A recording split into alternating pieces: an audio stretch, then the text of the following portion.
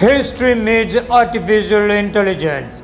United States street vendor, Italian-American immigrant Italo Marciani got a patent for his ice cream cone making machine on the same day, December 15th in the year 1903. சரித்திரத்தில் இன்று அதாவது 1896ஆம் வருடம் அமெரிக்காவில் தெருக்கள்லாம் ice cream விற்றுட்ருக்காங்க. எல்லா நாட்டிலையும் தெருக்களில் ice cream விற்கிற மாதிரி ஒரு ஸ்ட்ரீட் வெண்டர், அதாவது இட்டாலியிலேருந்து வந்திருக்க இமிக்ரெண்ட் இட்டாலோ மார்ச்சியானின்னு ஒருத்தர் ஐஸ்கிரீம் சேல் பண்ணிட்டுருக்கிறாரு. அப்போது புதுமையாக புதுசாக இப்போலாம் நம்ம கோன் ஐஸ் சாப்பிட்டுருக்கோம்ல, அந்த கோனு ஃபஸ்ட் டைம் அவர் ஒரு மெஷின் மூலமாக தயாரித்து இன்ட்ரடியூஸ் பண்ணுறாரு. அதுக்கப்புறமா 1903ஆம் வருடம் இதே நாள் டிசம்பர் 15ஆம் தேதி அன்னைக்கு அவர் தயாரித்த அந்த ஐஸ்கிரீம் கோன் மெஷினுக்கு அவருக்கு அந்த காப்புரிமை ரைட்ஸ் அந்த பேட்டன்ட் கிடைக்குது. சரித்திரத்தில் இன்று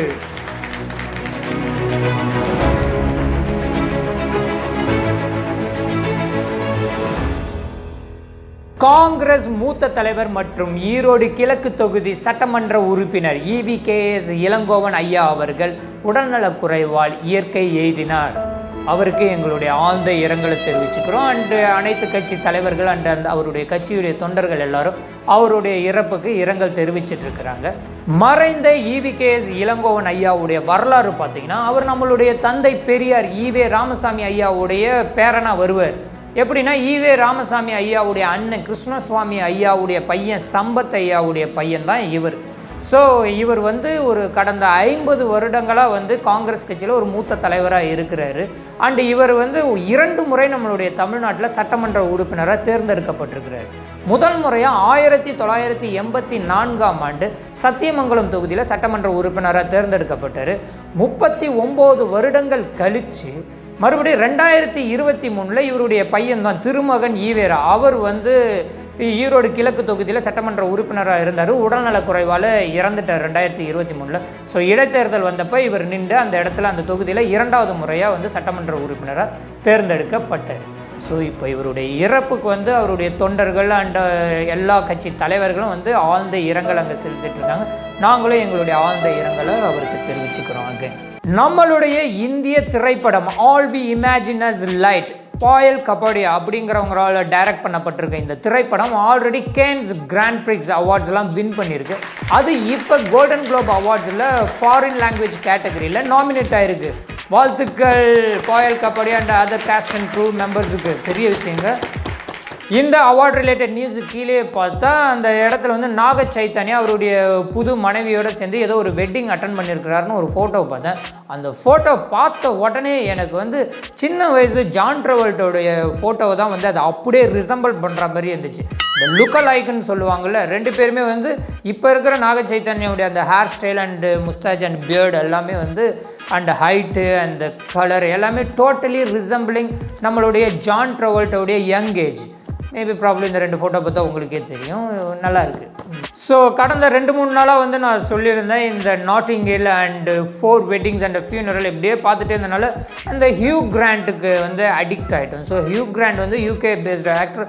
ஸோ ரொம்ப நல்ல நடிகர் அவர். ஸோ அதனால் அவருடைய சமீபத்தில் வந்த ரீசன்ட் மூவி ஹெரட்டிக் அப்படிங்கிற ஒரு ஹாரர் மூவி, அதை போட்டு உட்காந்தா அது நம்மளை மைண்ட் கேம் மாதிரி ஆகிப்போச்சு.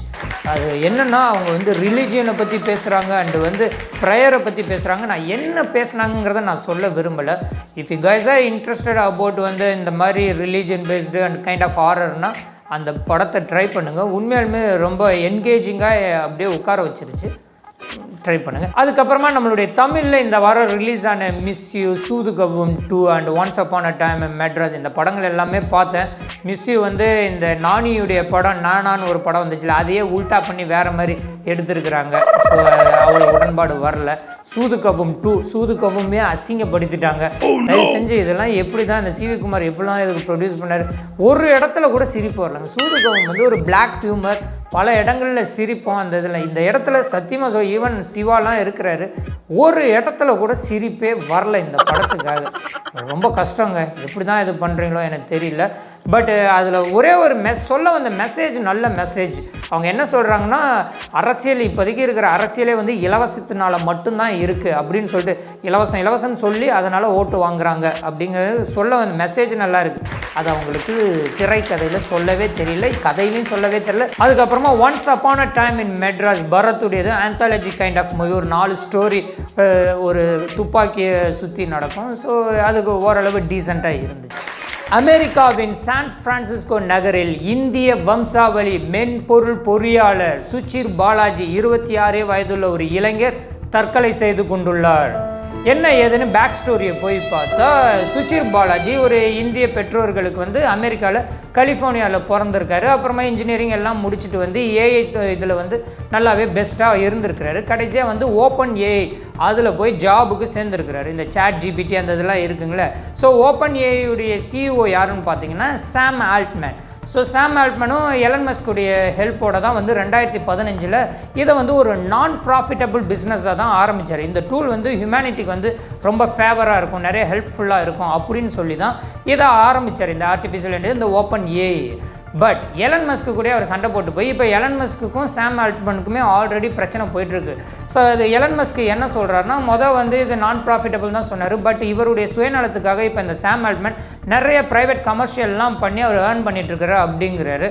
ஸோ பர்சனலாகவே வந்து நம்மளுடைய சாம் ஆல்ட்மனுடைய நெட்வொர்த் இப்போ வந்து ஆல்மோஸ்ட் 2 பில்லியன் கிட்ட போயிட்டுருக்கு. அண்ட் ஆல்சோ ஓப்பன் ஏஐயுடைய நெட்வொர்த் பார்த்தீங்கன்னா 80 பில்லியன் USD அளவுக்கு வந்துருச்சு. ஸோ எனியா இந்த சாம் ஆல்ட்மன் எலன் மஸ்க் பிரச்சனை இப்படி ஓரமாக வைப்போம்.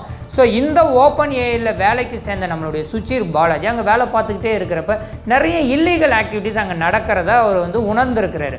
அதாவது ஜேர்னலிஸ்டாக இருக்கட்டும், ஆத்தர்ஸ், இந்த ரைட்டர்ஸாக இருக்கட்டும், இல்லை ப்ரோக்ராமர்ஸாக இருக்கட்டும், இவங்களுடைய அந்த டேட்டாஸ் எல்லாத்தையும் வித்தவுட் பர்மிஷன் ரைட்ஸே இல்லாமல் இந்த ஓப்பன் ஏஐ, இந்த சாட் ஜிபிடி இந்த இதுக்கெலாம் வந்து இந்த கம்பெனிலேருந்து யூஸ் பண்ணிட்டு இருக்காங்கிறத உணர்ந்து அங்கே நிறைய கம்ப்ளைண்ட் பண்ணியிருக்கிறாரு. அங்கே யாருமே அதை கண்டுக்காதனால அவர் வேலையையும் ரிசைன் பண்ணிவிட்டு வெளியில் வந்துட்டார். வெளியில் வந்தவர் இந்த விசில் ப்ளோவர் அப்படின்வாங்களா, அந்த கம்பெனியை பற்றிய குற்றங்களை இந்த நியூயார்க் டைம்ஸில் வந்து ஒரு இன்டர்வியூவாக கொடுத்துருக்கிறார். அது கொடுத்து கொஞ்ச நாள் கழித்து தான் வந்து இந்த மாதிரி வந்து அவர் சான் பிரான்சிஸ்கோவில் வந்து அவருடைய அப்பார்ட்மெண்ட்டில் என்னமோ அவர் வந்து சூசைட் பண்ணி இறந்து கிடந்திருக்கிறாரு. ஸோ இது எதனால் அவர் இறந்தார், இந்த இன்டர்வியூக்கு அப்புறமா வந்து இந்த ஓப்பன் ஏஐ அந்த சாம் ஆல்ட்மன் சிஇஓ அங்கேருந்து வந்து எதுவும் ப்ரெஷர் எதுவும் வந்துச்சா, இல்லை த்ரெட்னிங் கால்ஸ் எதுவும் வந்துச்சா, அதனால தான் இவர் இறந்துட்டாரா என்ன ஏதுன்னு இன்னும் ரீசன் தெரியல. ஸோ அதை வந்து இன்வெஸ்டிகேட் பண்ணிகிட்ருக்குறாங்க. But whatever it is, end of the day ஒரு இந்தியா வம்சாவளி ஒரு நல்ல டேலண்டான ஒரு இன்ஜினியர் 26 வயசுலேயே இறந்து போயிட்டாருங்கிறத நினைக்கும் போது ரொம்பவே கஷ்டமாக இருக்குது. Very sorry mister. அவருடைய சுச்சிர் பாலாஜி அவங்க ஃபேமிலிக்கு எங்களுடைய சாரி அண்ட் எவ்ரிதிங். மறுபடியும் நெல்லை, தூத்துக்குடி மாவட்டங்களில் பெரும் மழை. ஆமாங்க, சென்ற வருடம் இதே டிசம்பர், எப்பயுமே வந்து டிசம்பர்னால் சென்னையில் மட்டும்தான் பெரிய ஒரு நேச்சுரல் டிசாஸ்டர் வரும்னு இருந்துச்சு. பட் இப்போ சென்ற வருடத்தில் இருந்து அந்த நெல்லை, தூத்துக்குடி மாவட்டங்கள்லையும் வருது. சென்ற வருடம் இதே மாதிரி பெருமழை வந்து அந்த இடத்துல ஃப்ளட்டு வந்தனால 52 பேர்கிட்ட இறந்தாங்க. ஸோ இந்த தடவை கொஞ்சம் முன்னெச்சரிக்கையாகவே தான் இருக்கிறாங்க. பட் நேற்றுலாம் பெரிய மழை, இதனால் வந்து தாமிரபரணி ஆறில் வந்து தண்ணி ஆல்மோஸ்ட் பாலத்துக்கிட்ட வர அளவுக்கு போயிட்டுருக்குன்னு ஃபோட்டோஸ்லாம் பார்க்க முடியுது. பட் இந்த முன்னெச்சரிக்கையால் இப்போ வரைக்கும் வந்து எந்த உயிர் சேதம் எதுவும் ஏற்படாமல் ஓரளவு போயிட்டுருக்கு. பட் மழை நின்னா தான் வந்து நம்ம நேச்சுரல் டிசாஸ்டர் வந்து தப்பிக்க முடியும். ஹோப்ஃபுல்லி எவ்ரிதிங் வில் பி ஃபைனாக இருக்கும்னு நம்புகிறோம். பீகார் மாநிலம் பாட்னாவில் இப்போ புது வகையாக வந்து ஒரு நூதனமான குற்றங்கள் ஒன்று நடந்துகிட்ருக்கு. அது என்னென்னா, அரசு வேலையில் இருக்கிற பசங்களை கடத்தி கொண்டு போய் ஏதாவது பெண்களுக்கு வந்து திருமணம் பண்ணி வைக்கிறாங்க.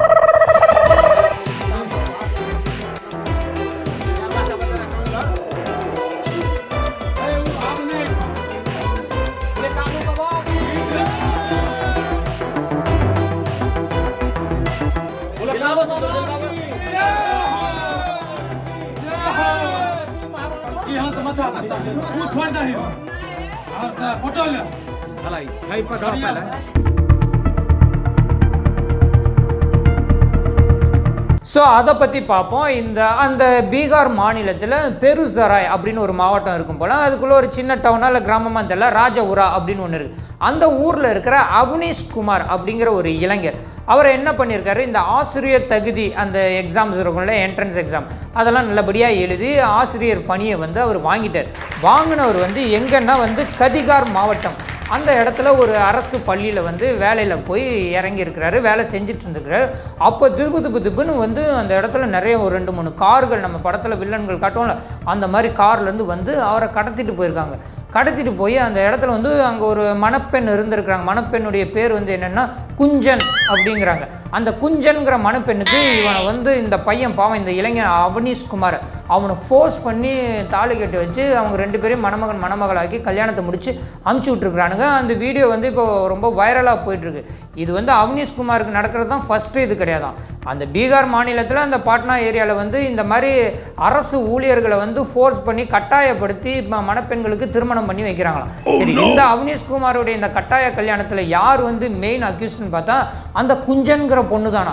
இந்த குஞ்சன்கிற பொண்ணு தான் வந்து இந்த கூலிப்படைகளை வச்சு அவரை கடத்திட்டு வந்து அவளுடைய கழுத்தில் வந்து அந்த அவனீஷ்குமாரை தாலி கட்ட வச்சுருந்துருக்காங்க. பார்த்துக்கோங்க, வர கேர்ள்ஸ்லாம் வந்து கேங்ஸ்டா மூடுக்கு வந்துட்டு இருக்கிறாங்க. அது எல்லாத்துக்கும் காரணம் நம்மளுடைய திரைப்படங்களா இல்லை இந்த சோஷியல் மீடியாவா என்னன்னு தெரில.